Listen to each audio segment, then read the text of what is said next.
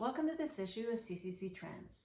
It's pretty safe to say that Memorial Day 2020 will be different than prior years.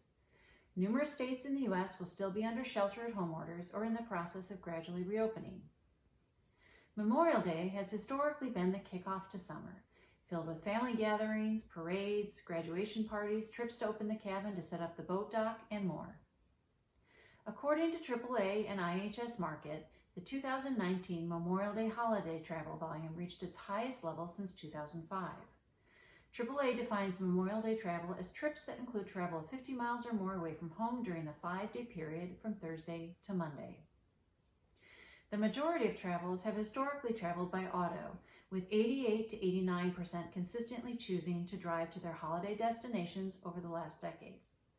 Historically, travel volumes have been influenced by the price of gas, consumer optimism, employment, income growth, and travel deals. Year-over-year fluctuation in the number of travelers has historically reflected the economy's impact on leisure travel.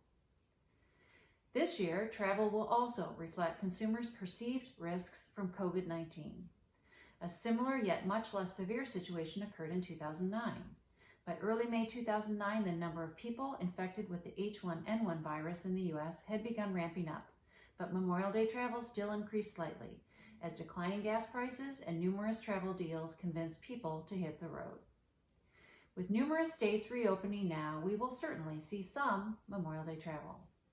This month, our CCC Trends will provide a look back at previous Memorial Day weekend claims activity to help you know what to expect this year. Thank you for joining us for this issue of CCC Trends.